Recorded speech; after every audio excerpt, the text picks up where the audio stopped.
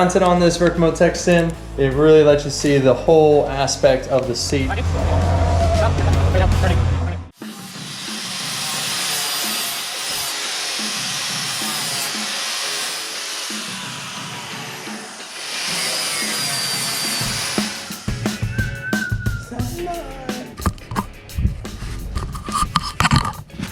So we just got our brand new shipment in of fresh Recaro seats, the freshest of the fresh, and these are brand new, the Recaro Podium seats. And I know it doesn't look like much in here. We got it bagged up, trying to keep it nice and safe because this thing is a beaut.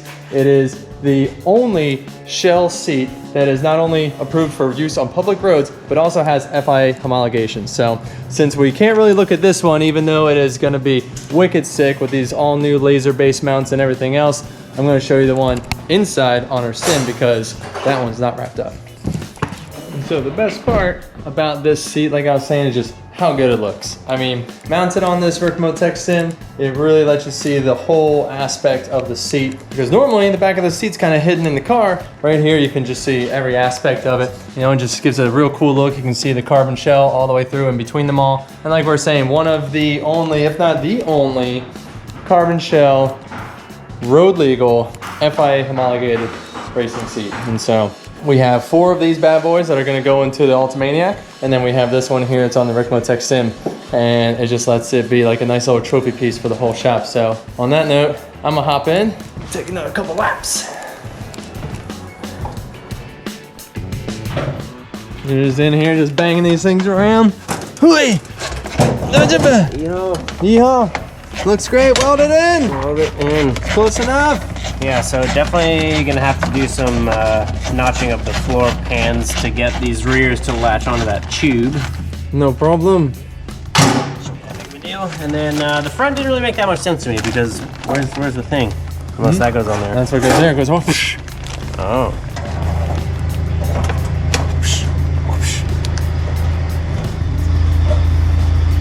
He didn't put the notches in some of these. I think because he knew that they might have to be like shaped. Got it. Yeah, oh, grab that.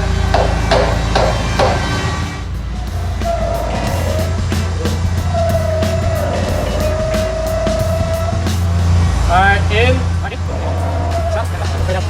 my God. Oh yeah.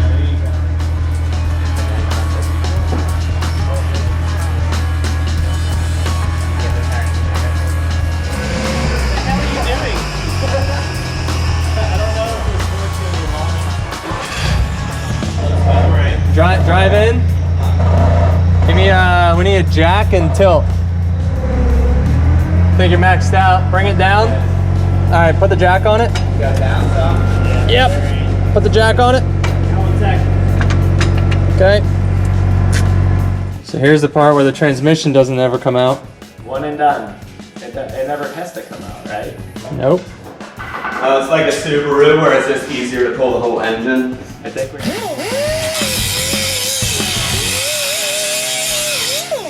okay.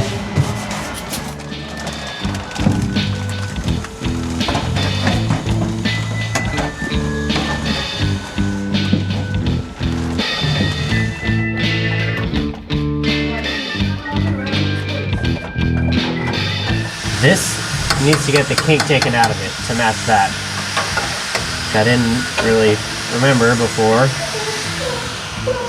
And then that means that cut needs to move over to like where it is right there. And having that move over helps you up there too. Yeah. Do things. Cool.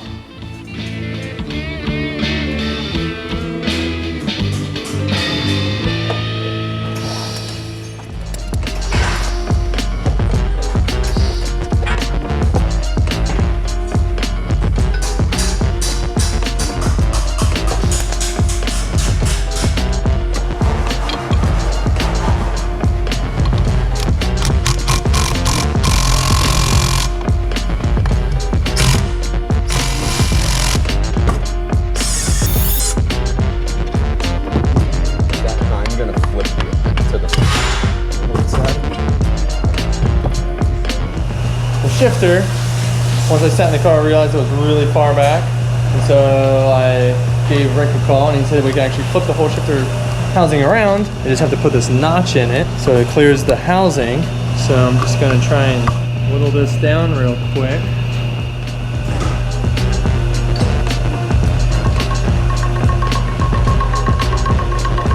I did a quick hand cut to get it close.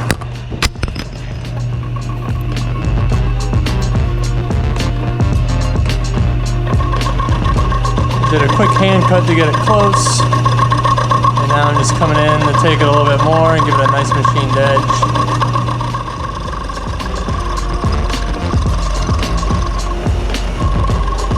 Alright, so now I got you. So move this guy in.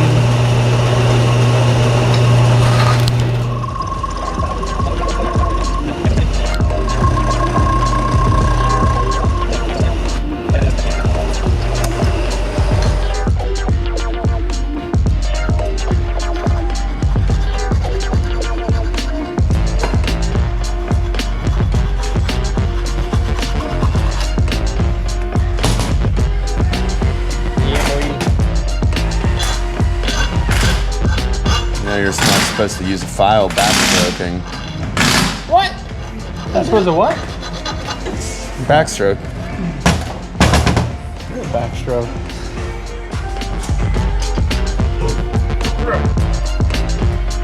Alright, might fit, dude. This might be it. So now we got our suspension all hung up on the Altima, and it's looking pretty slick.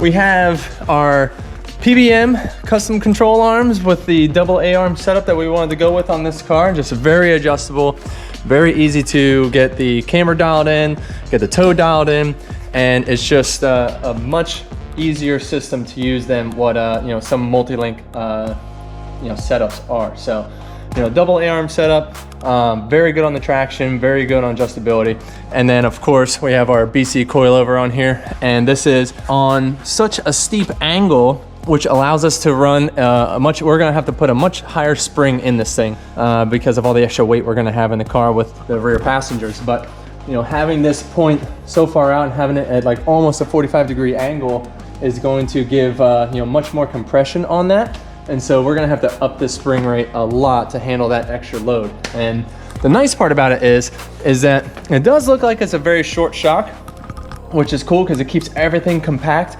in this little setup. So there's no big shock coming through here. We get this room back for just having some wheel wells or things like that to make sure that we have good coverage on getting all the debris that's gonna be shooting off the tires, keeping that contained. So when we're down here adjusting these coilovers, we are actually going to see a lot more movement out here, and you get almost an inch of movement out here is going to be like a quarter of an inch, maybe less than half an inch for sure on the actual shock. So it might seem like there's not too much stroke on here, but it's because of the angle. It's going to allow us to have a very small compact suspension setup and still get the wheel travel that we're going to need. Although on this car, I'm looking to have it be very stiff, very low, because I'm going to run the car like DTM style, V8 supercar style. The body very, very low to the ground, and so it's going to be on a very stiff spring. We're going to be relying heavily on the tires to give us the grip that we need.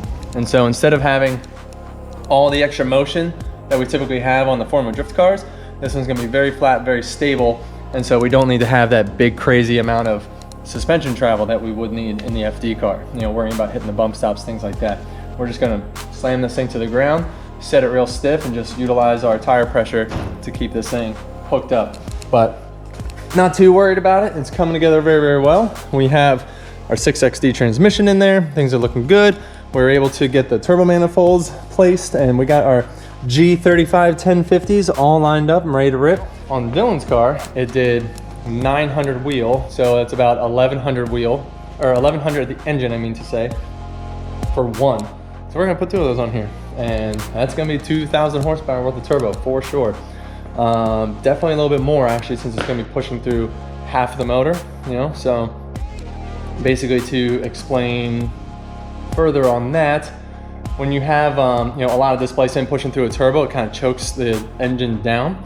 So when you have a big turbo and a smaller engine, it can actually breathe more and make more power. So if he was able to do 860 all in on that car, on half of this engine, it will probably do about 9 to 950, no problem. So you're gonna get almost 2,000 wheel horsepower of turbo capability on this thing, but we'll find that out in the future.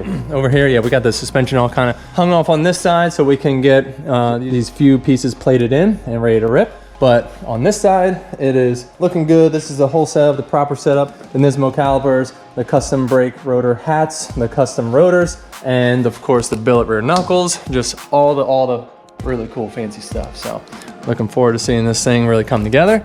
The next time these parts come off, it'll be for paint, and then they're going on for good. So it's gonna be great.